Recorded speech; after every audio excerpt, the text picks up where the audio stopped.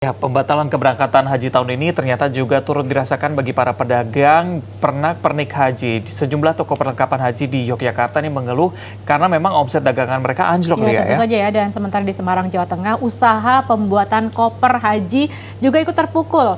Sebagian terpaksa merumahkan karyawannya dan sebagian lagi terpaksa gulung tikar. Suasana toko perlengkapan dan oleh-oleh haji di Kampung Drian, Kecamatan Wates, Kulon Progo, Yogyakarta, sepi dari pembeli. Padahal biasanya beberapa bulan mendekati keberangkatan haji, toko ini ramai dikunjungi calon jemaah. Pembatalan keberangkatan haji akibat virus corona membuat omset toko anjlok sampai 90%. Sangat berpengaruh besar sekali. Karena apa? Karena oleh-oleh haji umroh itu kan sebenarnya musiman. Jadi kalau musim hajinya itu tidak ada, berarti juga perputaran oleh-oleh dan perlengkapan umroh haji itu menjadi tidak berputar juga. 90, 100%. Hampir 100%. Cuma alhamdulillah kita terima itu, Allah akan bantu di waktu yang lain dan kita masih diberikan kesabaran untuk bisa menerima itu semuanya. Sementara itu di Semarang, pembatalan keberangkatan haji membuat para pengrajin koper terpaksa merumahkan karyawan. Omset usaha anjlok karena pesanan batal sehingga mereka tak mampu membayar gaji karyawannya. Sebagian usaha lagi bahkan terpaksa gulung tikar. Padahal menjelang musim haji, setiap pengrajin bisa mendapat pesanan 500 sampai 600 koper dari biro perjalanan. Kalau saya sih tidak masalah ya, saya yang menjadi pikiran itu tenaga kerja.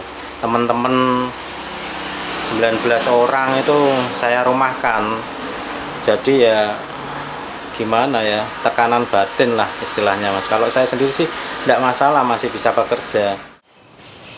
Di Semarang sendiri setidaknya terdapat 25 pengrajin koper rumahan untuk keperluan umroh dan haji.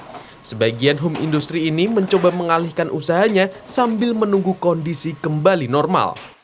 Tim Liputan Transmedia.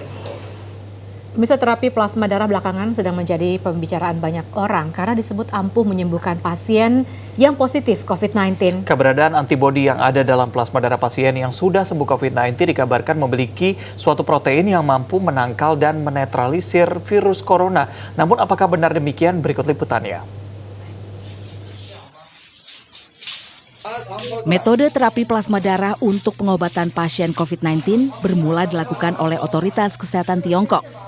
Ketika itu ada pasien yang baru saja terjangkit COVID-19 dan langsung diberikan antibodi dari plasma darah milik para penyintas. Menurut Ketua Kuratif Gugus Tugas Percepatan Penanganan COVID-19 Jawa Timur, Dr. Joni Wahyuadi, terapi plasma darah bukanlah hal baru dalam dunia kedokteran. Terapi ini pernah dilakukan saat wabah Ebola, SARS, dan juga MERS-CoV di Tiongkok dan Korea Selatan. Dan hasilnya cukup baik membantu kesembuhan pasien. Jadi masuk di dalam clinical trial. Di Wuhan juga sudah dikerjakan, di Korea juga sudah dikerjakan. Dulu itu ceritanya terapi plasma itu adalah pada saat ada wabah measles, ya. Ada virus measles itu, pakai plasma itu kok ada yang baik. Plasma darah adalah medium sel-sel darah yang berbentuk cairan berwarna kuning dan mengandung protein fibrinogen. Protein pada plasma darah ini berfungsi membantu proses pembekuan darah serta membawa zat-zat penting lainnya melalui darah sehingga dapat disalurkan dengan baik ke seluruh tubuh. Penerapan metode penyembuhan COVID-19 dengan terapi plasma darah dilakukan dengan cara mendapatkan plasma darah dari penyintas atau pasien yang sudah dinyatakan sembuh dari COVID-19. Dan diberikan pada penderita yang memiliki golongan darah yang sama. Hal ini dikarenakan seseorang yang telah sembuh dari COVID-19 telah memiliki antibodi yang baik. Saat plasma darah penyintas ini diberikan pada penderita COVID-19, maka nantinya sang penerima donor pelan-pelan akan membentuk antibodinya sendiri dalam hitungan hari untuk melawan virus. Metode terapi plasma darah ini dianggap sebagai salah satu langkah perawatan pasien COVID-19, terutama yang sedang dalam kondisi kritis. Kami di Saiful Anwar sudah siap-siap, karena ini sebenarnya sudah kita miliki semua teknologinya. Tinggal nanti kalau ada donornya, maka kemudian bisa dilakukan. Kemudian nanti itu bukan cuma dipindah diberikan kita, nanti ada prosesnya.